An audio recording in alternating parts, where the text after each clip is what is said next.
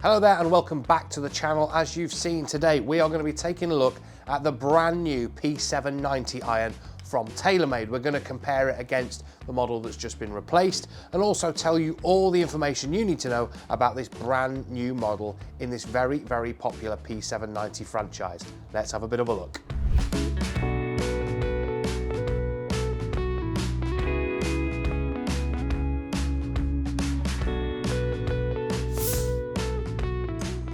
Many of you out there will have owned or maybe still own or have different models of the P790 iron. When it was released kind of 5 generations ago, if you like, it kind of brought in a brand new category in player's distance iron. So something that looks great, but has all the performance benefit of something that's a little bit bigger and a bit more cavity. Now, this new P790 kind of follows on from that tradition.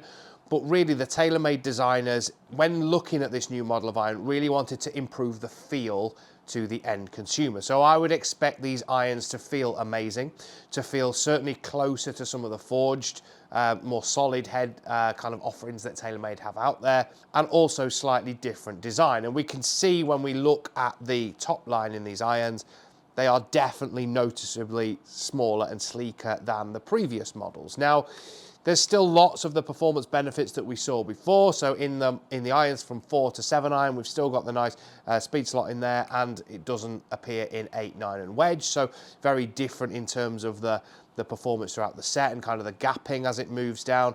We will see the speed foam air in there as well. So obviously that's injected through that toe port, makes the head sort of feel a little bit better, dampen the sound on what is essentially a hollow-headed iron. So we still want that amazing feel, and certainly harping back to what TaylorMade are designing this iron for, to feel amazing, look amazing, but give you that bit of forgiveness. So the real talking point in design in this new iron is the face. So it's a brand new 4340M face that TaylorMade are using in here. Basically, it's allowed them to make it 20% thinner than the previous one, and we know that making the face thinner makes the ball come off faster. So we would expect better ball speeds from this iron compared to the previous generation. It's allowed them to increase the sweet spot size on the face by 24% as well, so we'd expect extreme forgiveness and consistency in this iron. So it lets you get away with those poorer strikes even more. Now, when we look at this, because it is that bit slimmer, a bit smaller looking behind the ball, I think many of those players that are towards that mid to high handicap bracket that maybe want to use a P790 could be put off a little bit by that because they look almost too good for you, really. But I think you're going to get amazing performance benefits from these and have a set of irons that looks even better than it did before. But we'll put that to the test in a bit when we hit them in here. But yeah, certainly the precision and the kind of the way that each head has been designed specifically with the CG location in mind to kind of gap the set better, get the ball flight that you're looking for in each individual iron, I think will lead to this set probably feeling that little bit better, being a bit more consistent and potentially a bit more accurate with that extra sweet spot size that we've got in this. So let's go hit some. Let's have a bit of a look at the previous, or the one that's just been replaced, P790 model, and put them both to the test. So we're going to start using the previous model of P790. So I've just got this set up standard loft, standard lie, standard length, with the NS Pro Modus shaft in there, the Tour 105, which is the one that is going to come as standard in the new P790. So I thought I'd just test it with both models just to see exactly how it performs. So let's hit some. So yeah, looking at it behind the golf ball, you know, as we've already identified, slightly thicker top line than what we see in the new P790. Feels nice and solid off the face. And I think you kind of know what you're going to get with a P790 iron now, in that it's going to look quite nice, but also be very, very forgiving and have this kind of, you know, the foam inside the head, which helps dampen the sound. So it has all the looks of a, you know, a very, very low handicapper's good player's iron, but all the benefits of something a little bit easier to use as well. And I think maybe the new one, when we get to hitting that in a minute, might kind of lose a bit of that with some of the mid to high handicap range that maybe would gravitate towards this iron, because it does look that bit smaller and sleeker. But yeah, I mean, that was a bit toey, still felt like it's come off at a decent distance, and yeah, looking at it on there, very, very good as well. That's kind of, you know what you're going to get with this, where you are going to be able to kind of explore the face a bit and not have to hit it out the middle all the time. And you're still going to get really good distance and ball speed. Now, in the past when I've used this, the spin's been quite low on these irons, and when fitting them, particularly for players who struggle to get the ball in the air, these can be a bit difficult to fit for people. But let's hit the new one and see exactly what that feels like in comparison.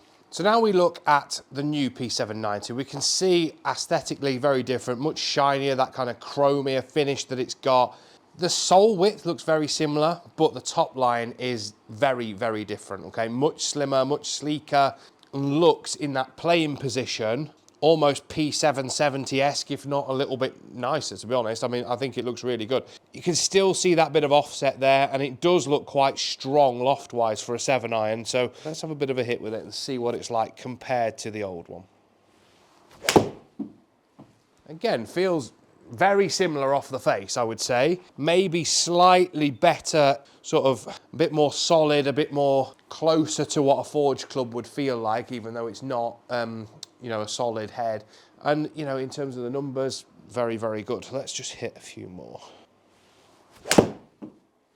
Again, just so easy to hit, quite easy to launch as well, to be honest. The spin is good, you know, looking at those couple, and the distance is phenomenally good, to be honest. But we'll go through that when we look at the results at the end. But just in terms of looks, it does look harder to use. There's no two ways about it.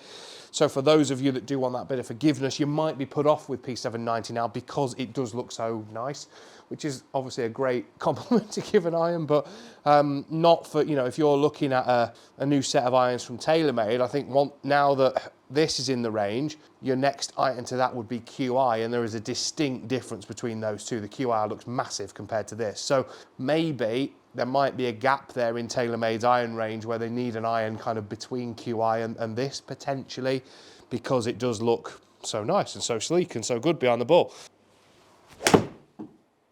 Again, just feels really nice, really easy to hit, launches it easy, spins probably a bit on the low side for a 7-iron overall, which we'll have a look at, like I say. But, you know, I'd be hard pressed to tell you much difference in terms of hitting them. Whether the results will tell us any different, let's have a look. So now we've hit some shots with both, let's have a bit of a look at how they're performing. And as you can probably guess, they're very, very similar. Okay, now in terms of distance, there's 1 yard, both carrying total distance difference. In terms of the ball speed, they're pretty much identical.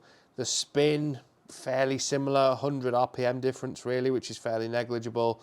And yeah, we're not sitting the peak height one foot difference, so not really that different, but you wouldn't really expect it to be. And certainly if you've got the current or just replaced model of P790, should you be rushing out to get the new one? No, probably not. But if you've got a model of irons that is 3, 4, 5 years old, you know, I think most kind of information would suggest that that's how often people are changing irons. It's 5, 6, 7 year cycles.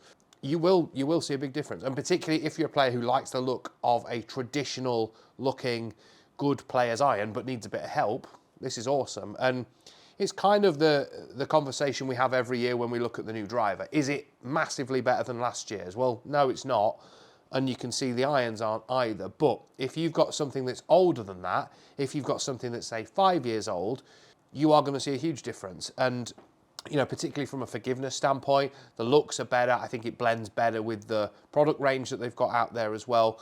But yeah, it's trying to sort of outperform an already amazing performing product. And we can see, you know, if we're being critical, the spin's maybe a little bit on the low side there. I'd maybe like to see that a little more towards 6,000 RPM, so it stops a little bit faster. But I think it felt great. The new one looks better than the old one, so if it's more of an aesthetic reason to change, then absolutely.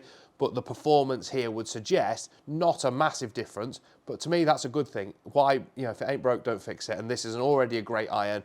The new one performs just as well, but is it worth changing? I'll leave that up to you. Let us know. Drop it in the comments below. Do you have P790? Do you swear by them? Do you have some of the, I think this is about the 5th model of P790 now, so there's quite a few out there on the market.